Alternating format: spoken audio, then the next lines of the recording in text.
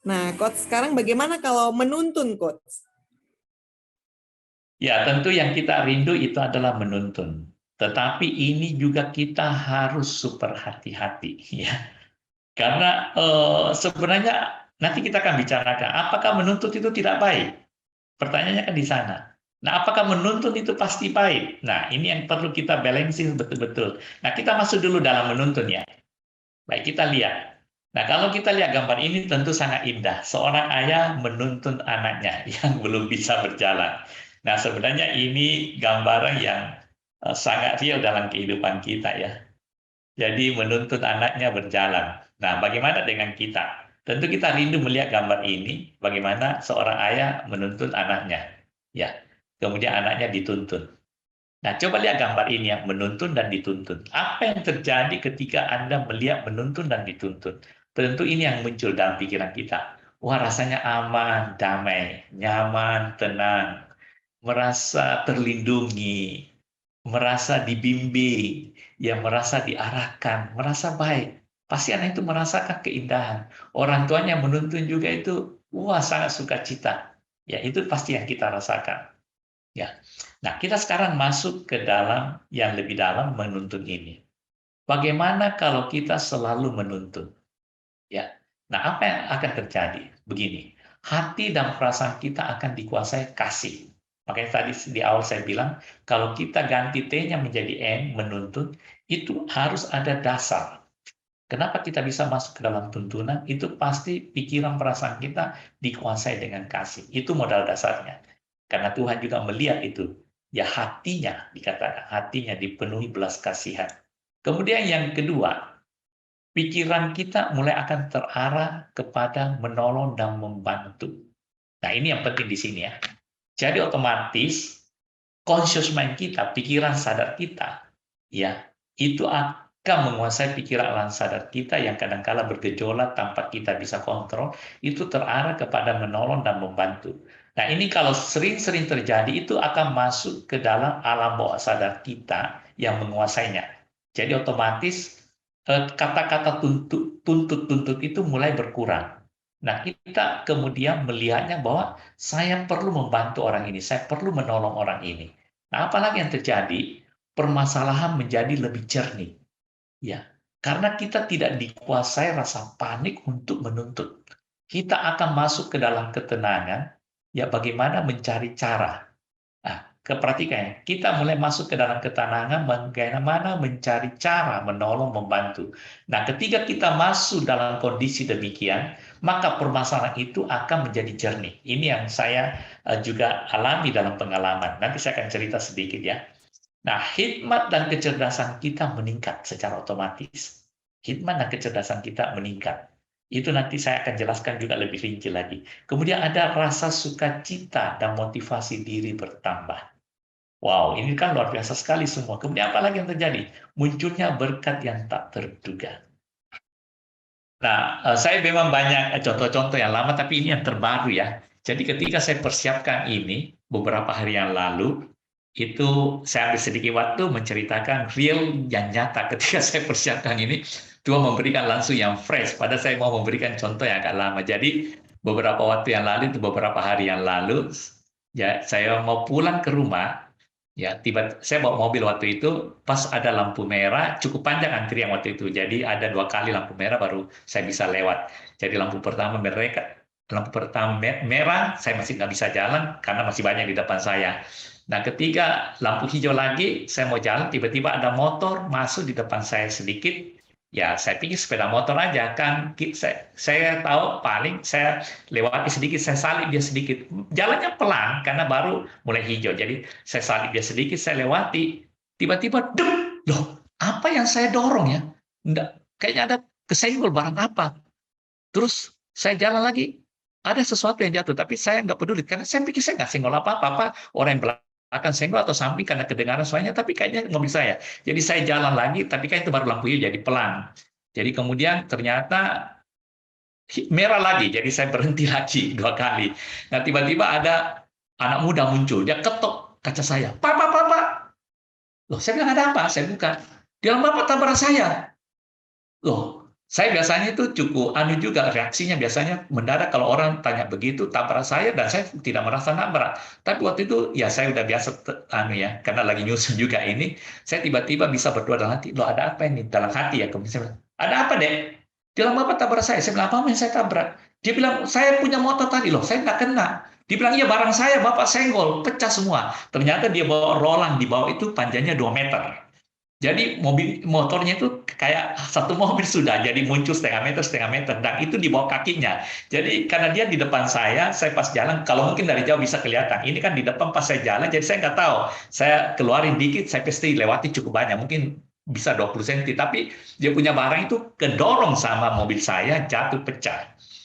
Nah, itu ternyata barang-barang yang cukup berharga. Jadi, nggak tahu ya, saya waktu itu kalau dulu mungkin saya bilang, ya lapor polisi aja, kan Anda salah kok. Saya tidak tahu bahwa kamu barangnya begitu panjang, dan kamu tiba-tiba muncul di depan saya, waktu pas mau hijau.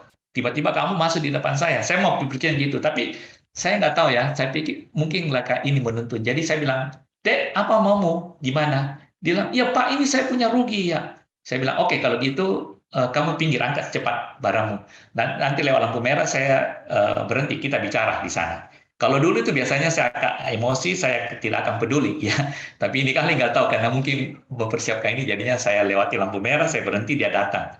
Dia kasih keluar barangnya, ini Pak pecah 4 lembar. Saya bilang itu berapa duit semua? Dia bilang hampir 800.000 Pak, kurang lebih 200.000 satu. Jadi kamu suruh saya bayar semua 800.000? Iyalah Pak, saya kan pegawai. Waduh, saya bilang, kamu kok nggak hati-hati? Kamu tahu nggak ini? Ini pelanggaran. Kamu taruh di bawah kakimu, itu panjang sekali. Kamu bisa kesenggol orang, harusnya kan kamu tarik ke panjang ke belakang. Oh, dia diam, gimana? Terus habis itu saya berdoa dalam hati, Tuhan gimana nih? It's about money again. Ya, ini kelihatannya pegawai, saya kasihan juga, ini about money. Tapi saya juga nggak salah, gimana ini Tuhan? Saya berdoa. Terus dia bilang, saya telepon bos saya, Pak. Saya bilang, ya, suruh panggil cepat datang, saya bicara. Dia bilang, ini pecah di depannya, gimana? Saya bilang, ya kita bicara aja. Terus pas mau rinti-rinti, bosnya lama sekali datang. Padahal saya ada janji orang di rumah. Jadi saya bilang, saya kasih nomor telepon dah. Kamu nanti cari saya ya di rumah. Ini nomor telepon dekat rumah saya kok. Jadi saya singkat cerita aja.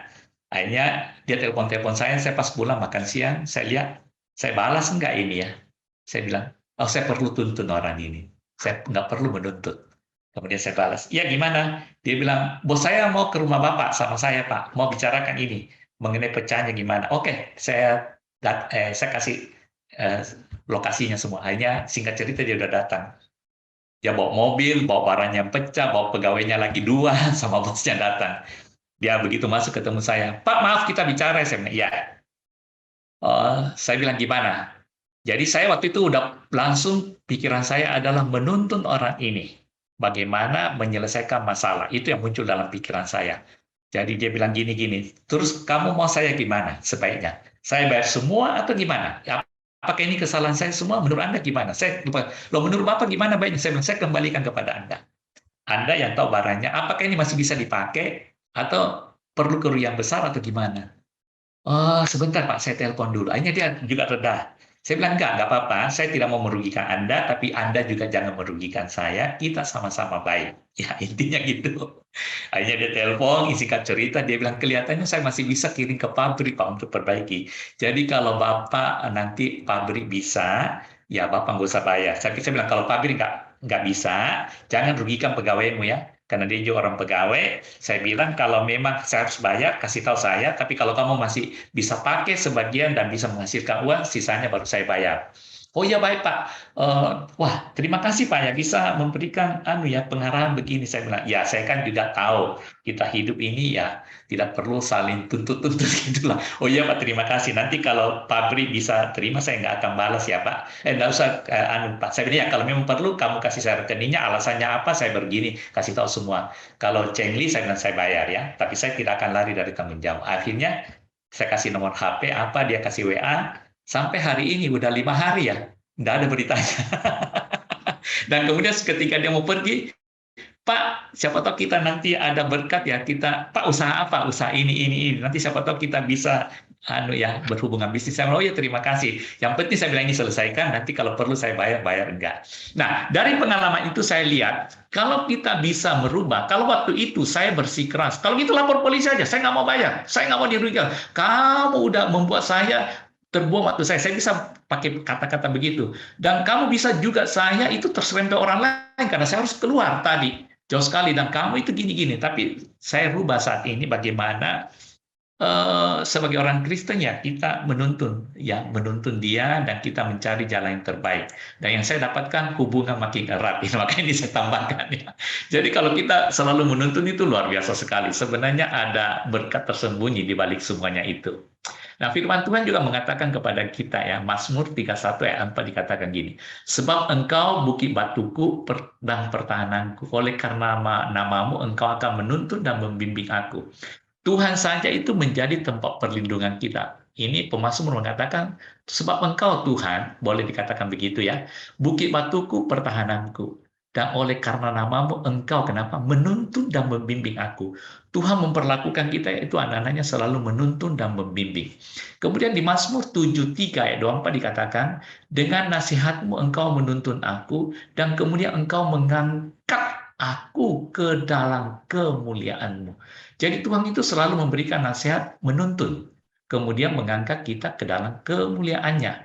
Itu yang Tuhan selalu lakukan dalam kehidupan kita. Nah, nanti Anda bisa juga lihat Mazmur pasal 23 yang sangat terkenal ya, tapi di sini saya tidak bacakan, nanti baca di rumah aja ya.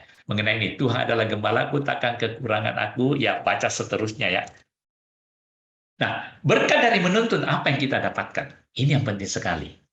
Ketika kita bisa menuntun, ya, hidup itu makin tenang dan indah. Kemudian apa yang lagi terjadi? Orang sekeliling kita senang. Betul nggak ya? Karena sebenarnya orang itu kecenderungannya ingin dituntut, bukan dituntut. Nah, ada yang bertanya, Pak, bagaimana dengan anak-anak saya yang kurang berprestasi, kurang sukses gimana? Saya bilang, iya, kecenderungan kita tuntut. Kalau gitu kamu belajar dong. Kamu kasih guru les kamu.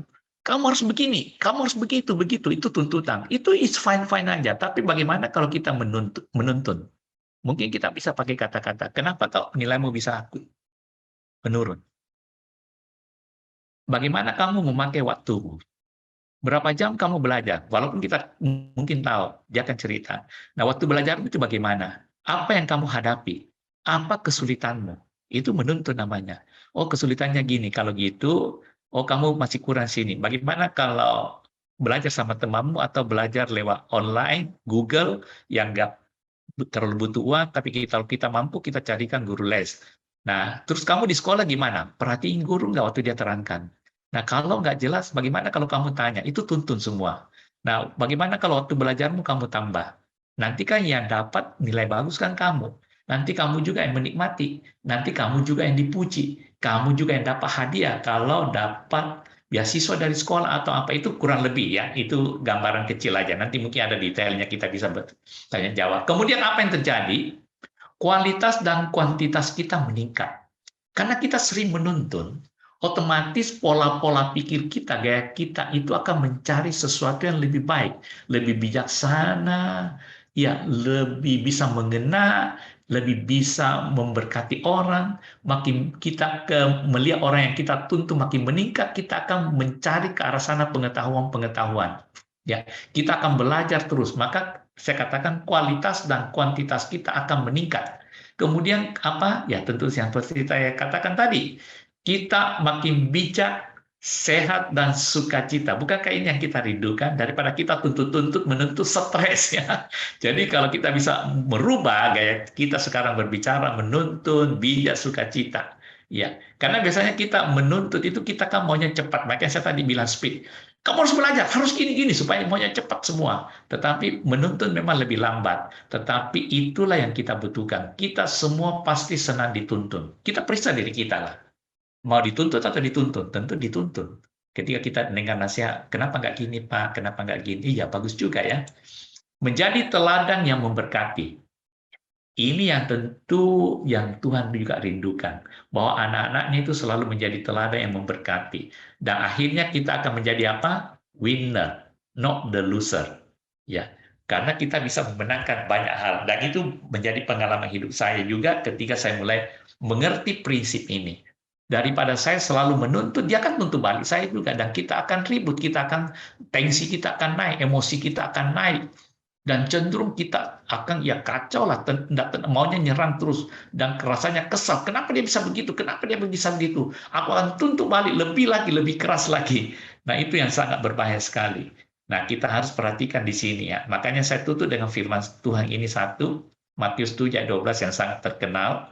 Segala sesuatu yang kamu kehendaki supaya orang perbuat kepadamu, perbuatlah demikian juga kepada mereka.